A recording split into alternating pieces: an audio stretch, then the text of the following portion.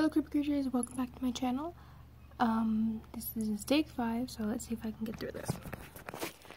So today's topic I want to talk about was just choices in general, and then I kind of can go off rambling, so I'm sorry if I go off.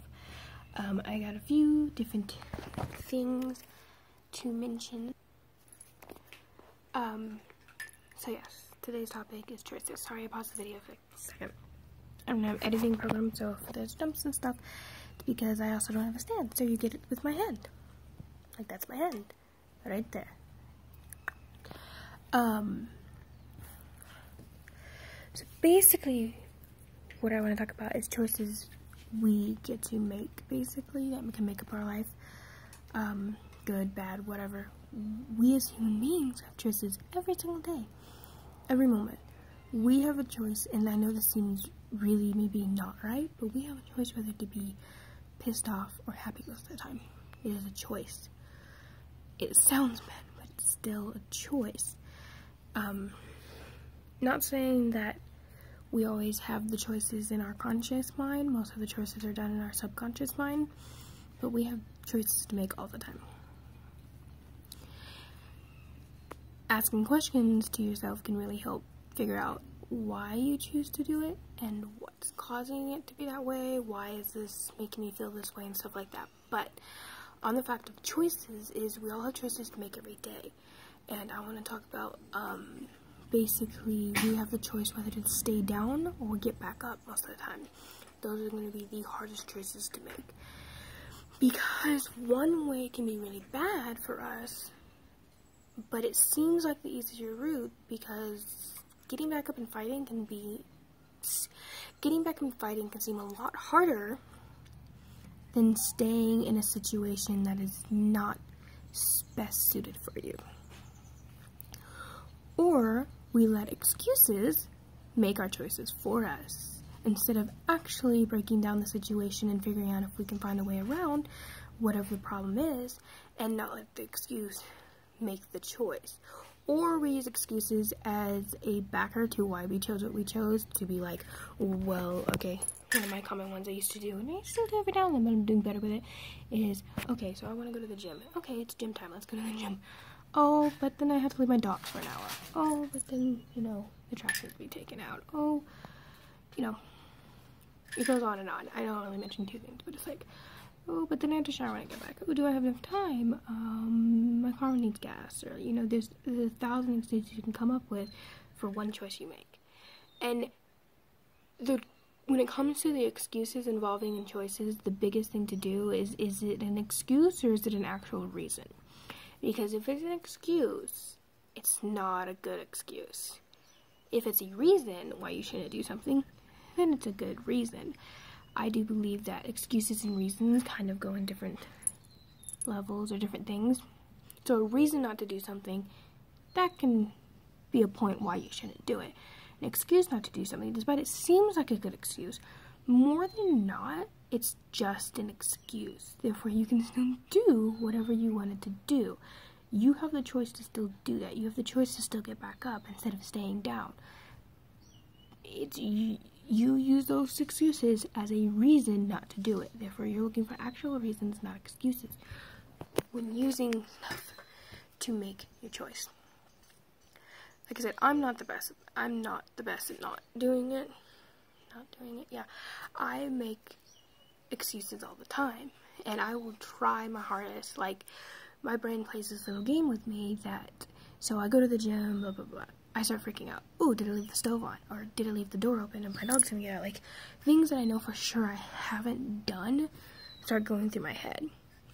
Somebody told me a little trick that is a really good idea to help if you do have a lot of that, a little kind of a panic, or, you know, you're just having a hard time focusing because your brain goes 50,000 miles.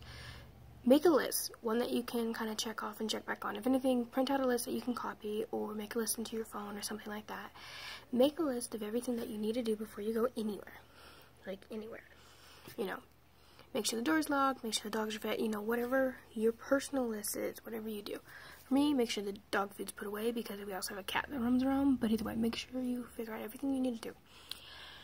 Before you leave, take like 5 minutes, because you most likely did all of it anyways. Go over the list and make sure everything was done. Check it all off. So when you start to panic, like I have, you look over the list and be like, well, I did all that. I know for a fact I did it, and then I checked it off right as soon as I did it. If I know this list is accurate. Now then you can do what sometimes my head still doesn't. Well, you could have checked it off and not really done it. Well, you could have, like, I hear this stuff going through my head. Your brain loves to fuck with you. At least that's what I believe. At least mine does. Really likes to see if it can torment the fuck out of me, but not the point.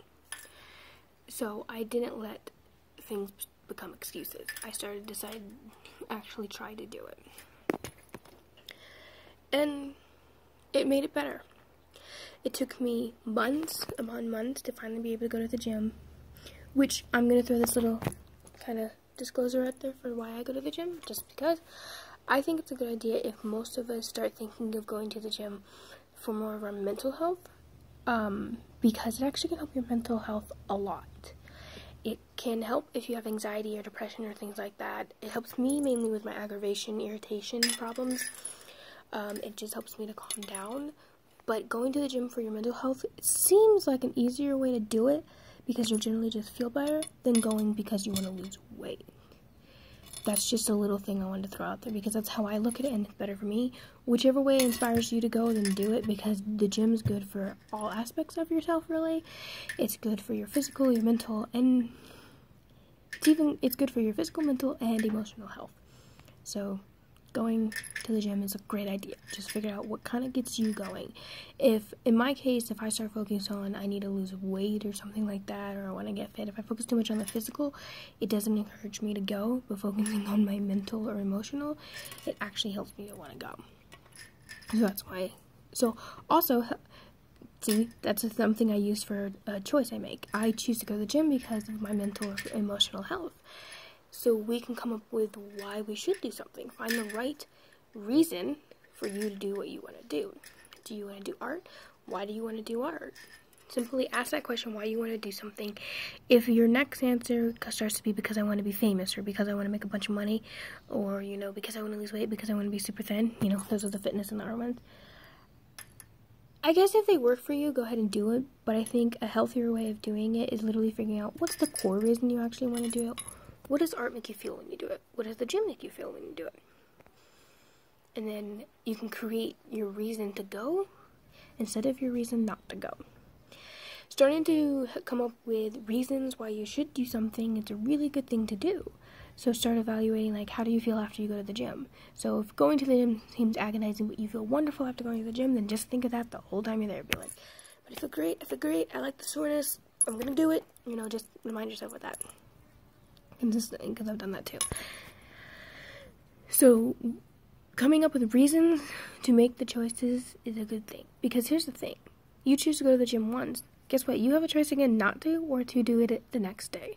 And I'm still having trouble with always choosing yes, but it takes time. It takes time to retrain when you used to only function on excuses versus actual reasons to do something, or trying to find the real reasons when you don't do something.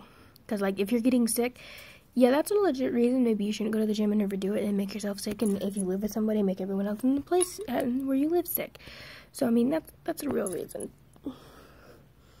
Some people, if you're not too sick or anyways, or you just feel like you're getting sick, you can always lighten up, especially if you do it a lot. Because when I was going to the gym consistently, I'm still going to the gym, I will do 2-3 classes at my gym I go to, and then I also do my own personal gym workout schedule at night. But anyways, I personally have been liking fitness a lot more because it really does make me feel better and it makes my brain work better. So that's my reason to go, and I came up with a reason, which is making it easier to say yes versus no when those things come up. It really does. Another thing, you know, just a simple thing, we can use excuses. Like the other day I was walking my dogs and there was this big puddle that kind of blocked me around my path that I walk, and I live down this road, so it kind of just blocked me the way, so I had an excuse to go back. I mean, it looked like a legit reason, it really did. You know, there's this huge puddle, I'm wearing airy shoes, my dogs hate water, you know, like coming up with those, but they were all excuses again.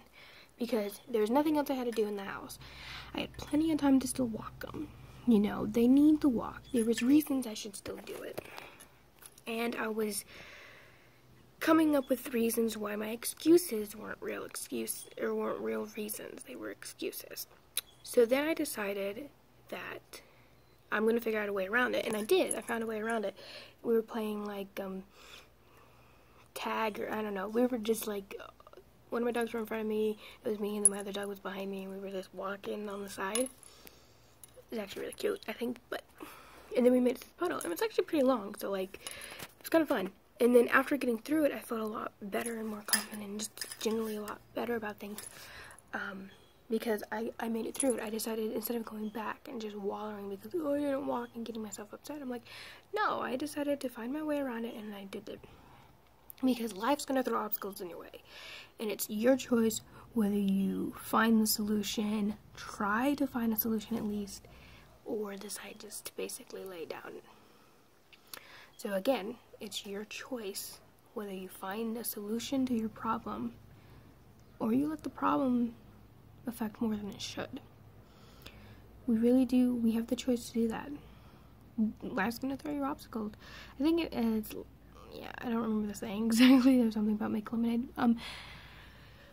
Life throws you lemons, make lemonade, something like that. I don't know. But the point being is, obstacles does not mean that you can't do something. Obstacles just mean like an obstacle course. Sometimes you have to go up and down and jump and go through everything to be able to get to what you're trying to do, but it's going to be well worth it in the end, because when you look back over, you know, spending hours of drawing or writing, you know, 10 hours a day, you know, skipping dinner with friends to try to get your art on track, or skipping going to the movies to get your book written, or whatever reasons you have, when you look back, you're not going to be upset about it. You're going to be, you actually came around the obstacles or the distractions that were stopping you from achieving what you wanted in whatever time period you wanted, that you got it done. And then you can look back at your old drawings and see how much you progressed, or you can look back at your old stories, you can look back at everything like that. And with that being said, that doesn't mean with anything, I'm not saying that going out to dinner or doing stuff like that is actually an obstacle.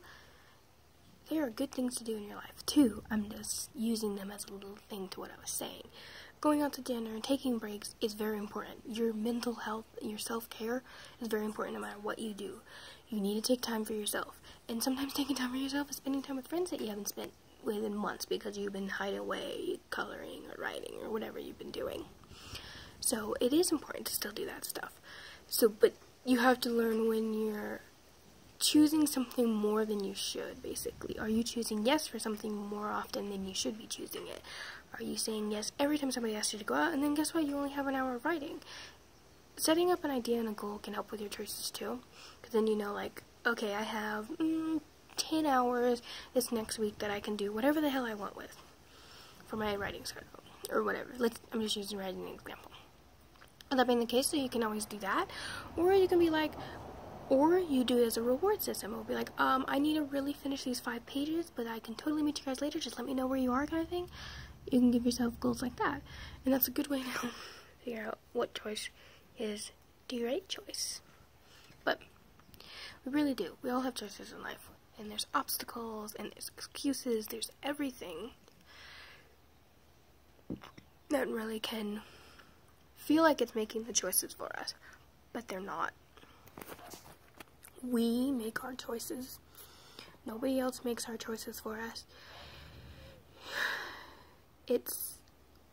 With that being said, I want to do something, I want to include something in that. We do make our choices, but when our choices are kind of given to us because it's an either-or situation, and in your mind, the other situation seems a lot worse, it's not your fault to make the choice. And when you have mental health and it's hard to make the choice to even get help, that's also not your fault. It just takes time. Finding support when it's something like that is a really good thing, so that way you can start listening to yourself and you can start making the choices. So for some cases, you need help. If you need help with anything, finding support is the #1 way to go. So like I said, so you can start making your own choices. Don't think that some choice you made when you were younger that was not your fault or something. Don't think that's your fault or anything. sometimes choices are kind of forced upon us despite it's our choice. But if you didn't get a chance to actually make your choice, then really don't be blaming yourself. Just because something was done doesn't necessarily mean it was your choice. I'm just saying, when you have the choice in your life to make a choice, then that's when it starts becoming. So the whole walking your dogs or not walking your dogs, going to the gym or not going to the gym, hanging out with your friends, not hanging out with your friend, doing your homework, not doing your homework, you know, whatever, those are the kinds of things I'm talking about. But if it's something in your life that's like I said, you really didn't have the choice. If you stop and think about it, you did not make the choice, or you were mentally abused to where you don't even know what choices you actually made in that time period, that's not your fault. Otherwise, I am going to say that our choices are our choices, so we need to decide what we want. And if you want to be a writer, you need to figure out how that fits into your life. Because I do believe in balance too, which is something I want to talk about later, because I have different ways of explaining balance and how I want to achieve it. But I was just talking about choices and how choices really do affect the different things we do, because you can choose whether to be with this guy or with this guy half the time, or this girl or this girl, whichever way you go. And which one you choose is going to really affect your life. You can choose whether to get that dog at the pound or not get that dog at the pound. You can choose whether to keep an animal that you know you can't really take care of well, or give them away to a better home. And reminding yourself of why you made the choice. So in my case, we had to give away some guinea pigs because I was actually really allergic to the hay, and their fur, I would break out, so I wasn't able to clean their cages often or anything like that, and I couldn't do much. Plus, we didn't have the room. So we didn't have the room, and I was allergic to them. So the right choice in that situation is find them a better home. Feeling guilty that I got rid of them because I'm the one who bought them, I should have taken care of them, I don't think that's the right way to feel, because it was the right choice to give them a new home that would be taking care of them better. So, like I said, we have a lot of choices in our life, and it's really going to make up what we do. And, yeah. So this is just kind of a random video talking about choices. I really don't know how to pinpoint down exactly more of what I'm trying to say, but that's just my point.